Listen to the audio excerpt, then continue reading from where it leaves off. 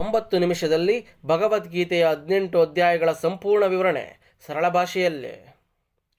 ಕುಂಟಮಾರಮ್ಮ ಹೊಸೂರಮ್ಮ ಚಾನಲ್ಗೆ ಸ್ವಾಗತ. ಅತ್ಯದ್ಭುತ ಅನುಭವಕ್ಕೆ ದಯವಿಟ್ಟು ಇಯರ್ಫೋನ್ ಬಳಸಿ. ಅಧ್ಯಾಯ 1. ತಪ್ಪಾಗಿ ಯೋಚಿಸುವುದೇ ಜೀವನದ ಸಮಸ್ಯೆ. ಅರ್ಜುನನ ದುಃಖ ಇಲ್ಲಿ ಮುಖ್ಯ ವಿಷಯ. ಯುದ್ಧಕ್ಕಾಗಿ ಬಂಧುಗಳನ್ನೇ ಕೊಲ್ಲಬೇಕಾದ ದುಗುಡ ಹಾಗೂ ಖಿನ್ನತೆ. ಧರ್ಮ ಹಾಳುಗೆಡುವಿದ್ದನ್ನು ನೋಡುವುದಕ್ಕಿಂತ ಅವರೆಲ್ಲ ತನ್ನ ಬಂಧುಗಳೇ, ಅವರನ್ನು ಹೇಗೆ ಕೊಲ್ಲುವುದು ಎಂದು ಅರ್ಜುನ ಯೋಚಿಸುತ್ತಿರುತ್ತಾನೆ. ಆದರೆ ಈ ಯೋಚನೆ ತಪ್ಪು. ಧರ್ಮವು ಈ ಭವ ಬಂಧಗಳಿಗಿಂತ ಹೆಚ್ಚು. ತಪ್ಪಾಗಿ ಯೋಚಿಸುವುದರಿಂದ ತಪ್ಪಾದ ತೀರ್ಪು ಹೊರಬರುತ್ತದೆ ಎಂಬುದನ್ನು ಶ್ರೀಕೃಷ್ಣ ವಿವರಿಸುತ್ತಾನೆ. ಆದರೆ ಅರ್ಜುನನಿಗೆ ಸಮಾಧಾನವಾಗುವುದಿಲ್ಲ. ಆತ ಗೊಂದಲ ಹಾಗೂ ದುಃಖದಿಂದ ಕುಳಿತುಕೊಳ್ಳುತ್ತಾನೆ. ಅಧ್ಯಾಯ 2. ಸರಿಯಾದ ಜ್ಞಾನವೇ ಎಲ್ಲ ಸಮಸ್ಯೆಗಳಿಗೆ ಅಂತಿಮ ಪರಿಹಾರ. ಕೃಷ್ಣ ಅರ್ಜುನನಿಗೆ ಅವನ ಎಲ್ಲ ದುಃಖ ದುಮ್ಮನಗಳಿಗೆ, ಸಮಸ್ಯೆಗಳಿಗೆ ಅಜ್ಞಾನವೇ ಕಾರಣ ಎಂಬುದನ್ನು ತಿಳಿಸುತ್ತಾನೆ. ಭೀಷ್ಮನಿಂದ ಹಿಡಿದು ಯಾರೊಬ್ಬರ ಆತ್ಮಗಳನ್ನು ನಾಶಪಡಿಸಲಾಗುವುದಿಲ್ಲ. ಹಾಗಾಗಿ ಅವರೆಲ್ಲ ಶಾಶ್ವತವಾಗಿರುತ್ತಾರೆ.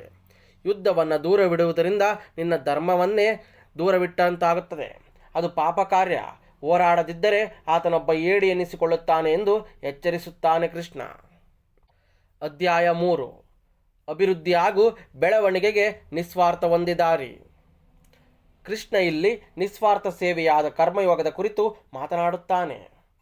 ಕರ್ಮಯೋಗಿಯು ಧರ್ಮದ ಆಧ್ಯಾತ್ಮಕ್ಕೆ ಬೆಲೆ ಕೊಟ್ಟು ತನ್ನೆಲ್ಲ ಕೆಲಸಗಳನ್ನು ದೇವರಿಗೆ ಸಮರ್ಪಿಸುತ್ತಾನೆ. ಫಲಿತಾಂಶದ ಬಗ್ಗೆ ಯೋಚಿಸದೆ ತನ್ನ ಪಾಡಿಗೆ ತಾನು ಶಾಂತಚಿತ್ತದಿಂದ ಕೆಲಸ ಮಾಡಿಕೊಂಡು ಹೋಗುತ್ತಾನೆ. ನಮ್ಮ ಆಸೆ, ನಮ್ಮ ಸಿಟ್ಟು, ಅತಿಯಾದ ಪ್ರೀತಿಯೇ ನಮ್ಮ ನಿಜವಾದ ಶತ್ರುಗಳು. ಇವು ನಮ್ಮನ್ನು ಸ್ವಾರ್ಥಿಗಳನ್ನಾಗಿಸಿ ಶಾಂತಿಯನ್ನು ಕಸಿದುಕೊಳ್ಳುತ್ತದೆ ಎಂದು ಹೇಳುತ್ತಾನೆ. ಅಧ್ಯಾಯ 4. ಧರ್ಮ ಸಂಸ್ಥಾಪನೆಗೆ ಭಗವಂತ ಅವತಾರ ಎತ್ತುತ್ತಾನೆ. ಧರ್ಮಕ್ಕೆ ಹಾನಿಯಾದಾಗ ಭಗವಂತನು ಸಜ್ಜನರನ್ನು ಕಾಪಾಡಿ ದುರ್ಜನರನ್ನು ನಾಶ ಮಾಡಲು ಪ್ರತಿ ಯುಗದಲ್ಲಿ ಭೂಮಿಯಲ್ಲಿ ಅವತರಿಸುತ್ತಾನೆ ಎಂದು ಕೃಷ್ಣ ವಿವರಿಸುತ್ತಾನೆ. ಅಷ್ಟೇ ಅಲ್ಲ, ಭಗವಂತನ ಈ ಜನ್ಮ ರಹಸ್ಯವನ್ನು ಅರಿತವರು ಮೋಕ್ಷಪ್ರದಾರು ಎಂದು ತಿಳಿಸುತ್ತಾನೆ. ಅಧ್ಯಾಯ 5. ಅಹಂಕಾರದಿಂದ ಹೊರಬಂದು ಫಲದಾಸೆ ಇಲ್ಲದೆ ಕರ್ಮ ಮಾಡು. ಹೇಗೆ ಕರ್ತವ್ಯ ನಿಭಾಯಿಸುತ್ತಲೇ ಫಲದಾಸೆ ಇಲ್ಲದೆ ಸನ್ಯಾಸಿಯಂತಿರುವುದು ಎಂದು ಅರ್ಜುನ ಪ್ರಶ್ನಿಸುತ್ತಾನೆ. ಇದಕ್ಕೆ ಕೃಷ್ಣನು ನಿಜವಾದ ಕರ್ಮಯೋಗಿಯು ಫಲಿತಾಂಶದ ಬಗ್ಗೆ ಯೋಚಿಸದೆ ಫಲವನ್ನು ದೇವರಿಗೆ ಬಿಟ್ಟು ತಾನು ಕರ್ತವ್ಯ ನಿಭಾಯಿಸುತ್ತಾನೆ. ಈ ಮನಸ್ಥಿತಿಯಿಂದಾಗಿ ಆತ ಸ್ವಯಂ ನಿಯಂತ್ರಣ ಸಾಧಿಸಿ ಅಹಂಕಾರದಿಂದ ಹೊರಬರಬಲ್ಲ ಎಂದು ಹೇಳುತ್ತಾನೆ. ಅಧ್ಯಾಯ 6. ಧ್ಯಾನ ಸಾಧಕನಿಗೆ ಕರ್ಮ ಸಾಧನೆ ಸಾಧ್ಯ. ಧ್ಯಾನದ ಕುರಿತು ಇಲ್ಲಿ ಕೃಷ್ಣ ಹೇಳುತ್ತಾನೆ. ಧ್ಯಾನವನ್ನು ಅಭ್ಯಾಸ ಮಾಡುವವನು ಏಕಾಂಗಿಯಾಗಿ ದೇಹವನ್ನು, ಮನಸ್ಸನ್ನು ಬಿಗಿ ಹಿಡಿದು ಮನಸ್ಸನ್ನು ಪರಮಾತ್ಮನಲ್ಲಿ ಕೂಡಿಸಿಕೊಂಡಿರಬೇಕು.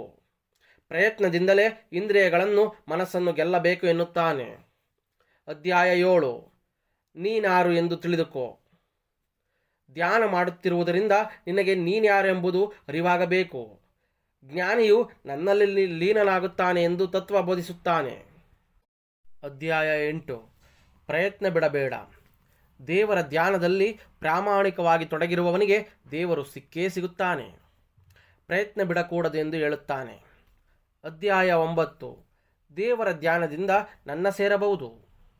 ಈ ಜಗತ್ತೆಲ್ಲ ಕಣ್ಣಿಗೆ ಕಾಣದ ನನ್ನಿಂದ ತುಂಬಿರುವುದು. ಈ ಎಲ್ಲ ವಸ್ತುಗಳು ನನ್ನಲ್ಲಿ ಇರುವು, ಆದರೆ ನಾನು ಅವುಗಳಲ್ಲಿ ಇಲ್ಲ.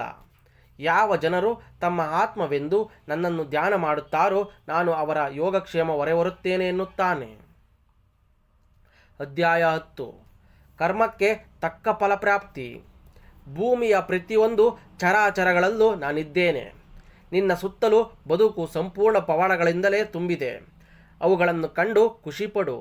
ಜಗತ್ತಿನಲ್ಲಿ ದೇವರಿರುವುದಲ್ಲ, ದೇವರೊಳಗೆ ಸಂಪೂರ್ಣ ಜಗತ್ತಿದೆ. ನಿನ್ನ ಕರ್ಮಕ್ಕೆ ತಕ್ಕ ಫಲವನ್ನು ನಾನು ನೀಡಿಯೇ ತೀರುತ್ತೇನೆ. ಅಧ್ಯಾಯ 11. ವಿಶ್ವರೂಪ ದರ್ಶನ. ಈಶ್ವರತ್ವದ ರೂಪವನ್ನು ನೋಡುವ ಆಸೆಯನ್ನು ಅರ್ಜುನನು ವ್ಯಕ್ತಪಡಿಸುತ್ತಾನೆ.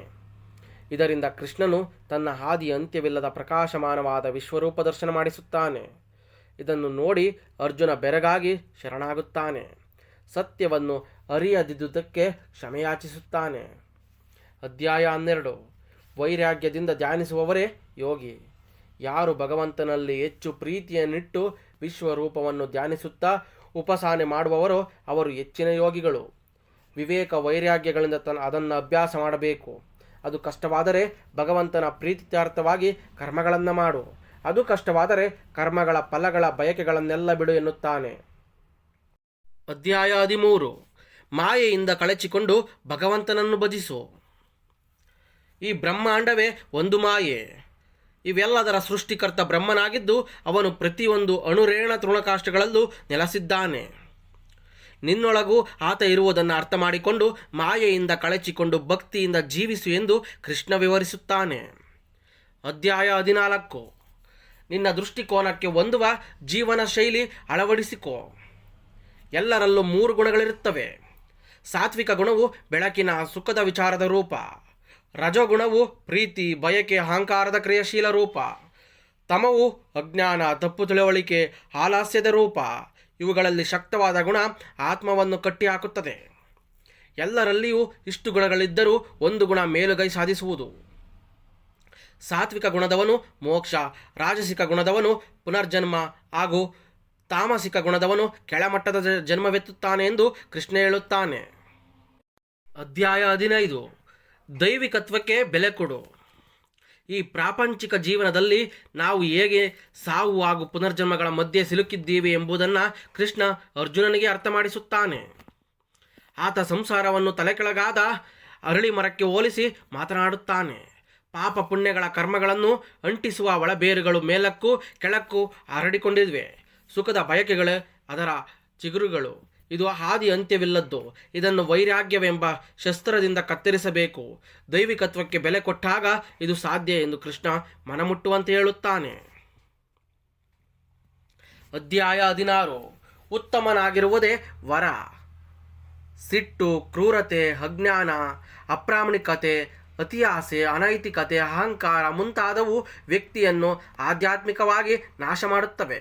ಆದರೆ ಮಾನವೀಯತೆ, ಸತ್ಯ, ಅಹಿಂಸೆ, ತಾಳ್ಮೆ, ಇಂದ್ರಿಯಗಳ ನಿಯಂತ್ರಣ ಮುಂತಾದ ಸದ್ಗುಣಗಳು ಜ್ಞಾನಕ್ಕೆ ಕಾರಣವಾಗಿ ಸ್ವತಂತ್ರರನ್ನಾಗಿಸುತ್ತದೆ.